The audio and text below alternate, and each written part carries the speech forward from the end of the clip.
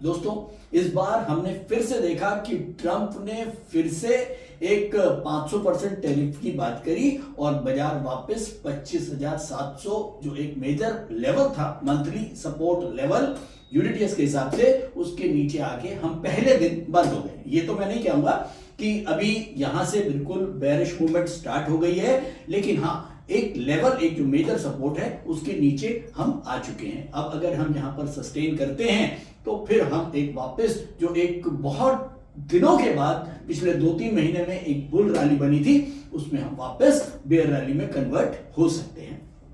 अब बात यह आती है, मैं पहले भी बोल चुका हूं कि ऐसे मार्केट में बड़ी इन्वेस्टमेंट से बचें, लेकिन एसआईपी चालू रखें। और ये आप लोग कर रहे हैं, वो आपके डेटा में भी दिख रहा है। जो एसआईपी हैं वो लगातार बढ़ रही हैं, लेकिन जो ओवरऑल इक्विटी के अंदर एक फ्लो है म्यूचुअल फंड्स वगैरह में, वो कम आया है। तो खैर, एसआईपी अच्छी चीज है, वो आपको समझ में आ गया है।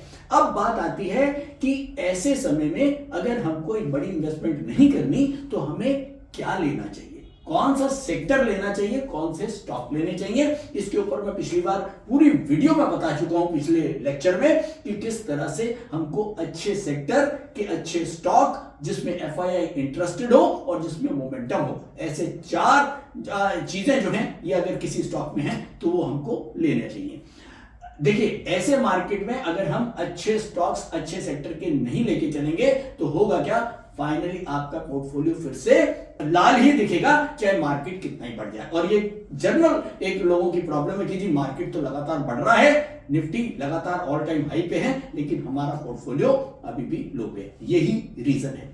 तो मैंने यूडीटीएस रोबो को लॉग इन कर दिया है। यहां पर मैं फंडामेंटल स्क्रीनर को क्लिक करता हूं। ये मैंने फंडामेंटल स्क्रीनर खोल दिया है और सबसे ऊपर अगर मैं देखूं तो टॉप सेक्टर्स के अंदर रिफाइनरी आ रहा है, और ये आज से नहीं, बहुत टाइम से आ रहा है। अब इसके ऊपर बहुत सारे क्वेश्चन पूछते हैं कि सर ये रिफाइनरी टॉप पे आ रहा है, इसने तो यूडीटीएस रोबो ने तो केवल डिमांड के हिसाब से इस सेक्टर को निकाल दिया, इसके पीछे और क्या लॉजिक है। तो आज मैं बात करने वाला हूं कि रिफाइनरी सेक्टर के पीछे क्या लॉजिक है कि इसके अंदर डिमांड बनी हुई है।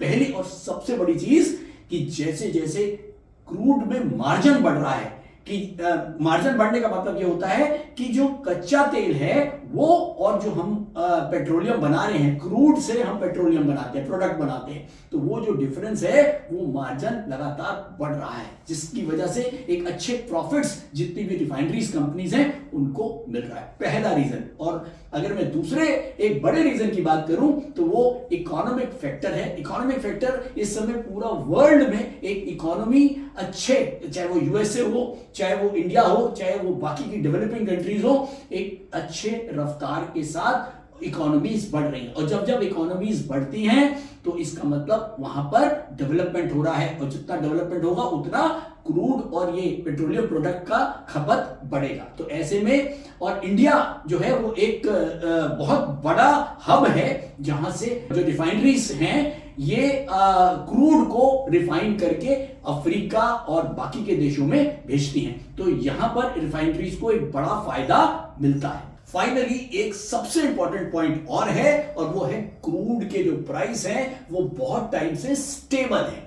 इतना कुछ होते हुए भी, जियोपॉलिटिकल सिचुएशंस इतनी खराब होते हुए भी, क्रूड के जो प्राइसेस हैं उसमें बहुत ज्यादा वेरिएशन नहीं आया। ये एक बहुत बड़ी बात है, और ये एक सबसे पॉजिटिव फैक्टर है रिफाइनरीज को फायदा पहुंचाने का।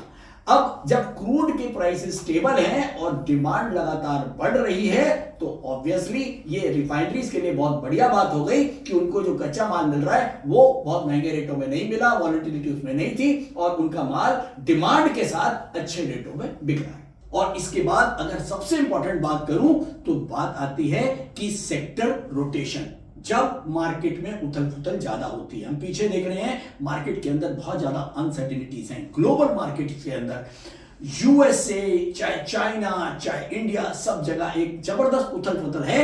ऐसे में लोग जो हैं, वो इन्वेस्टर जो है वो कोशिश करता है कि किसी सेफ जगह पे लैंड करे या सेफ जगह पे इन्वेस्ट करे। तो ऐसे में वो ढूंढता है ऐसे स्टॉक्स जिसके अंदर अच्छे डिविडेंड यील्ड हैं, जिसके अंदर डिविडेंड यील्ड्स बहुत ज्यादा हैं, अच्छे हैं, साथ साथ कैश रिच कंपनीज हो, और ऐसे में रिफाइनरीज कंपनी से ज्यादा उनको अच्छा और कुछ नहीं लगता। तो शायद ये 3-4 बड़े रीजन हैं जो ये समझाते हैं कि रिफाइनरी सेक्टर के अंदर डिमांड क्यों बनी हुई है। तो ये तो मैंने आज रिफाइनरी सेक्टर को कवर किया।